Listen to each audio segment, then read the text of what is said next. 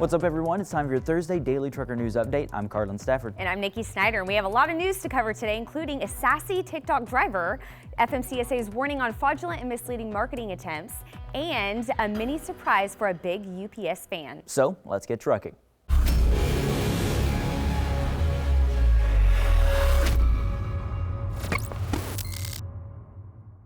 Two men in New Jersey have been arrested for fraud because they were using other people's debit cards to purchase diesel fuel to sell to truck drivers. Latif Perry and Rajan Dawkins were arrested April 9th and charged with conspiracy to commit access device fraud. From July 2019 through March 2020, Perry and Dawkins fraudulently used debit cards in the names of other individuals without the cardholder's consent or knowledge to purchase diesel fuel for commercial truck drivers in exchange for cash. If convicted, the two men could face up to 5 years in prison and a maximum potential fine of $250,000 or twice the amount of the crime violation, whichever is greater.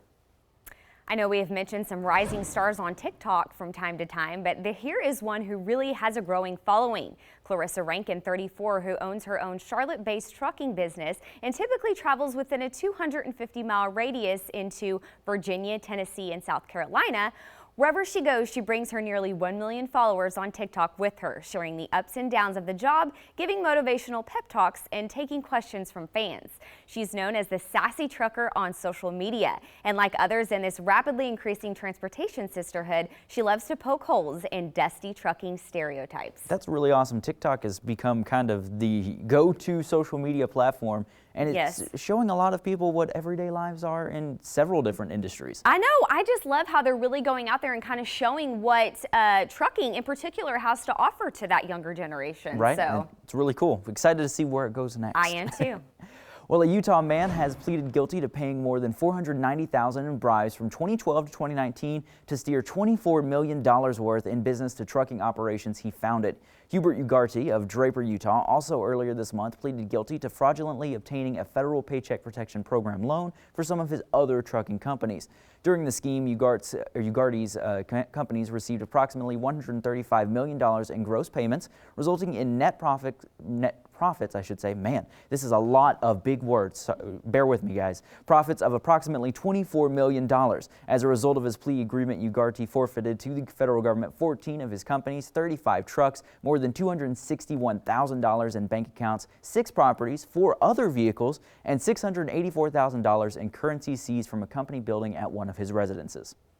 The FMCSA issued a warning to truckers about predatory companies that pose as government agencies.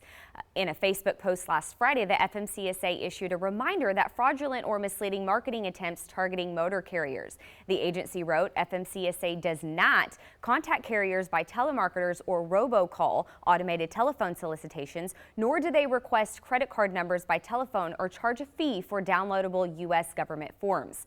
The FMCSA provides additional information about fraudulent or misleading marketing attempts on their website at fmcsa.dot.gov. Always important, if something comes on the phone, it's probably not legit. No, definitely not. And it's like, make sure you heed these warnings because you can get caught really easily if you don't pay attention. You could, and lose a lot of money. So make sure you're going to, the .govs and you're going to the website specifically to find out what's going on, because otherwise you could be out of pocket quite a bit.